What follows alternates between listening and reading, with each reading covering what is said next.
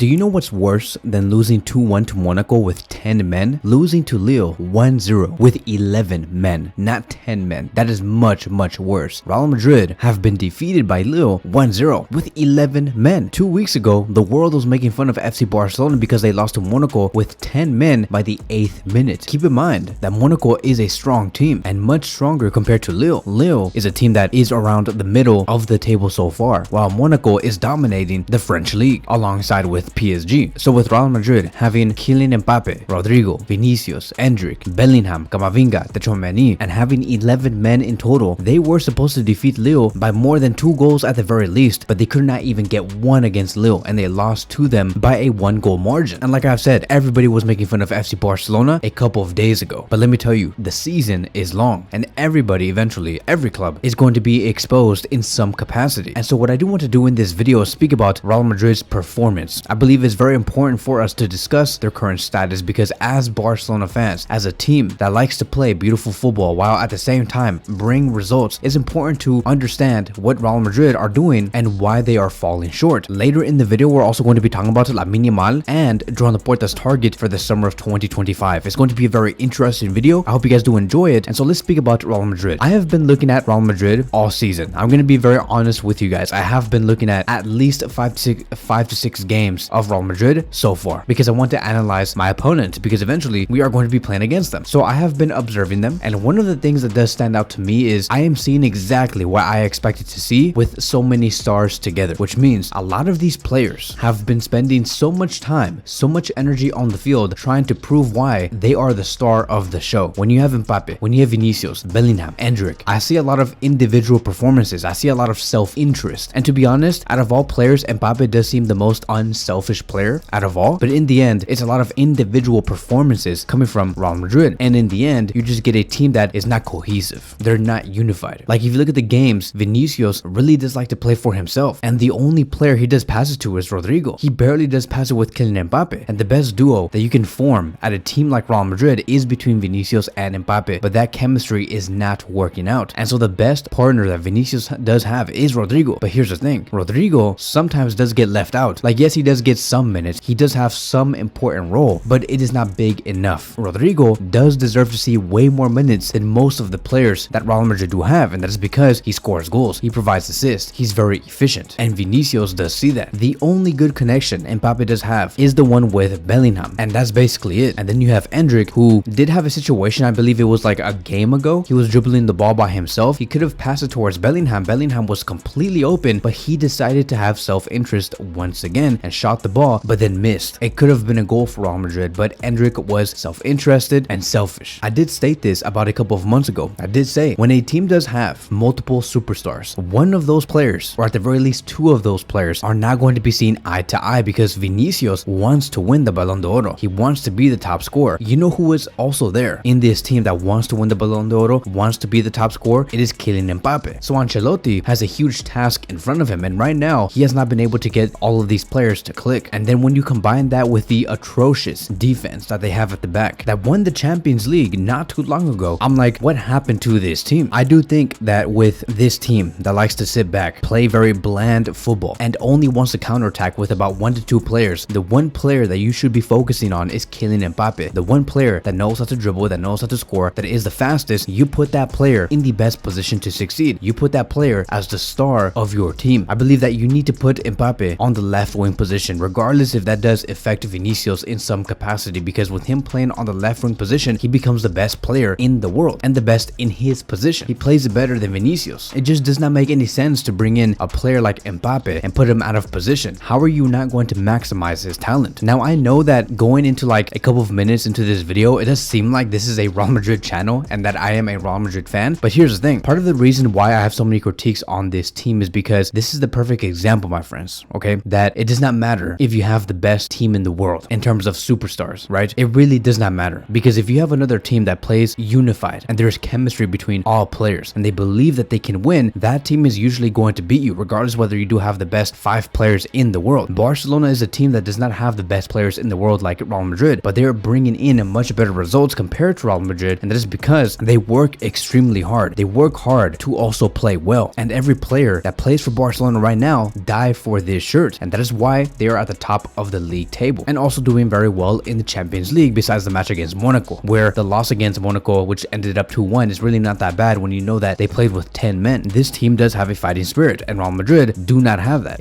Everything about Real Madrid right now is very bland, it's flat, nothing happens. In the match against Lille, it's like what the hell? Like, what am I supposed to look at? I was looking at that game and I'm like, this is so boring. It is so boring. And I believe that now it is time for us to realize just how boring Real Madrid actually is, because they have been doing this over the past few years. This is nothing new. It's just different players, and that's basically it. But Real Madrid have been playing horrible football. Go look at the match against Liverpool in that final that happened about a year and a half ago. You would see that Liverpool came in to play, my friends, with a great team. They played amazing football, but in the end, they lost to Real Madrid, who did not even do anything. They played very bland football. Like, bruh, you know this team is like a little broken when in the previous Champions League campaign, the one player that saved Real Madrid was Joselu, and Joselu is not even a Real Madrid player anymore. This team is broken. This team does not go for beautiful football or does not go for effective attacking football at all. Like, it's the most random team ever. This is the most random freaking team in the history of football ever. And they always came with this motto about it does not matter on how we play as long as we do bring in results, right? We have heard that many times, but they cannot even bring in results anymore. So when you are a team that does not play well, it's so boring, and you also cannot bring results, that is embarrassing for a team that has Mbappe, Vinicius, Bellingham, Endrick. You get it. They are in a horrible position right now. And here's the thing, right? I believe that if Real Madrid had more players of Pedri or Frenkie de Jong or Dani Olmo type of quality, they would have been much better. Because if you analyze their game, every midfielder right now in their team are doing the exact same thing, meaning that they don't really pressure a lot. They always try to wait for the ball while making runs into the final third, but none of them can dispossess the ball and create key passes. None of them. Bellingham cannot do that. Tchouaméni cannot do that. There is no filtering through the middle coming from them. There is no progressive passes coming from any of these midfielders. And even when they do have the ball, they run with the ball into the final third, but it's just nothing happens. And I believe that this is another problem, right? Real Madrid are seeing the effects of losing Toni Kroos. Toni Kroos was that one player that brought in through passes, key passes, smart passes into the final third or inside the box. Modric, when he was in his prime, also did that, but they lost those two players. Modric because he's older now, and Kroos because he simply just left. He's retired. Kroos was the one circulating the ball and was also holding tempo. None of these players that Real Madrid have can do that. And it's funny, right? Because when Barcelona were talking about losing Sergio Busquets, everyone was like, excuses,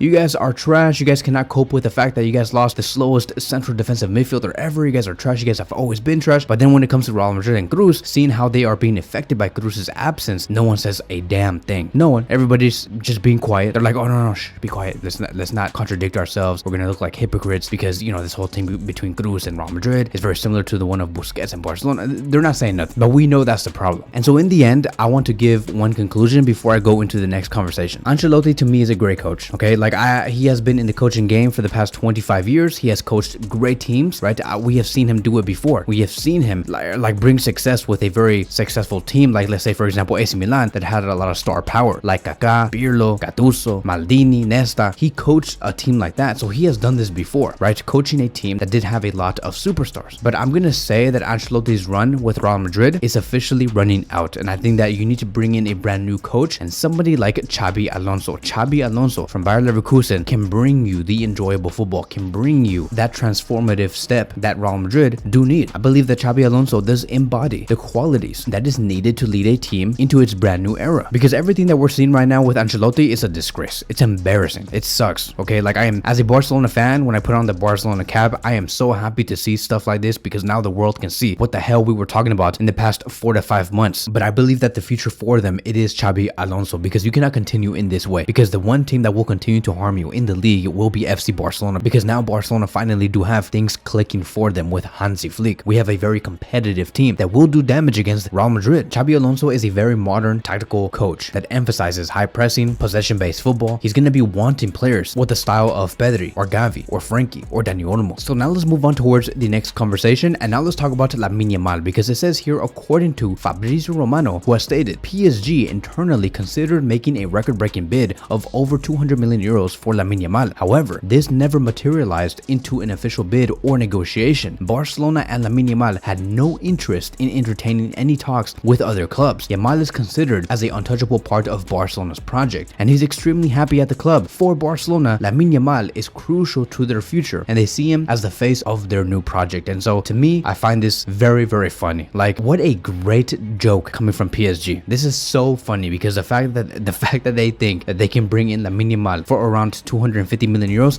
get the hell out of here. Like, bro, who are you? You first want to take away Dembele and it's not even working out for you. You took Messi away from us and he did not even want to play for you guys. PSG is not a reputable company nor a club. It's just not gonna happen. Like, give us at least 1.6 billion for us to even consider, because Lamine Yamal is worth way more than that. And I believe that even if Joan Laporta said, okay, 1.6 billion euros, okay, fine, cool, wow, this is going to really help us at the club, I think that Lamine Yamal himself would even say, I do not want to go to PSG. Hell no. Because every young player that knows they're doing good, they usually want to stay at a club where they feel valued, where they know that they're building a project around them. Like Musiala. Musiala is currently asking for Bayern to make him the most important player at Bayern, to build a project around him, because he knows that he can take the club to the very top. And you just got to show these players that they do have value. If you don't, they're going to end up leaving. Lamine Yamal is being very well taken care of by Barcelona, and Barcelona know that Lamine Yamal needs to be treated in a very good way and bring the best out of the player. And Lamine Yamal, I believe, knows that, which is good. We also do take very well care of his minutes because we want him to be very successful when he's 20, 21 years old. He's still only 17 years old. Right now, it is very important for us to make sure that he does not encounter any serious injury, no knee injury, hamstring, ankle injury, none of that. His minutes do need to be managed, and we have been seeing that with Hansi Flick. I'm very happy with the way that we have been treating him all around. Like in the last game when Barcelona were 4-0 up, he took off Lamine Yamal. Lamine Yamal did look a little disappointed, but Hansi Flick went up to him and he said, look, great job, I know you want to play some more, but great job in the end. You'll get more minutes as more games do come by. You can see the relationship between these two parties, and it's wonderful. And also recently, Lamine Yamal has been named as La Liga's Player of the Month, which I think is his first one, if I'm not mistaken, but it is huge news for Yamal because he had a great month. He was entertaining, he was scoring goals, providing assists. Barcelona find it an honor to continue with Lamine Yamal, and they will do everything to make sure that he does have continuity. If anything, we will be hearing very soon Barcelona renewing Lamine Yamal for another 4 to 5 years at the very least. I believe that they're going to be extending his contract until 2035. So thank you PSG for making me laugh. If you guys don't want to take any other player from us, please take Ferran Torres, and please make sure that you guys end up overbidding for the player. So now let's move on towards the last conversation, and I do want to speak about Joan Laporta wanting to make a big signing for the Spotify Camp Nou. Here are going to be the details. Joan Laporta wants to make a big signing when the new Spotify Camp Nou does open. Joan Laporta wants to sign a superstar, which could be Erling Haaland, who is a huge desire, but there's also an option of Neymar Jr. Neymar Jr. could return to Barcelona in 2025. The player is out of contract and could return to be fit for the 2026 World Cup. It has also been stated that Joan Laporta does have an ace up his sleeve, which is Neymar Jr.'s return in 2025, and the super agent Bini Zavi could help facilitate that. Now here's the thing, I am okay with having Neymar at Barcelona, meaning that, just to clarify myself, I am like literally I am okay. I do not want Neymar at Barcelona at all. He's going to be like 32 or 33 years old. If anything, I want Neymar to join Inter Miami with Messi, Busquets, and Alba. I do not want him at Barcelona at all. We don't need him. It doesn't make any sense. You might as well just keep Ansu Fati, because like speed wise, they're almost exactly the same, and you can build on top of Ansu and not Neymar, because Neymar is heading towards his last few years of his career. We are okay. If we were talking about this 5 to 6 years ago, then maybe yes, but right now I'm good. I have always said this, right? And I'm going to continue to say this. There are 3 players that I believe Joan Laporta should focus on if he truly does want to bring in a big signing for the Spotify Camp Nou next summer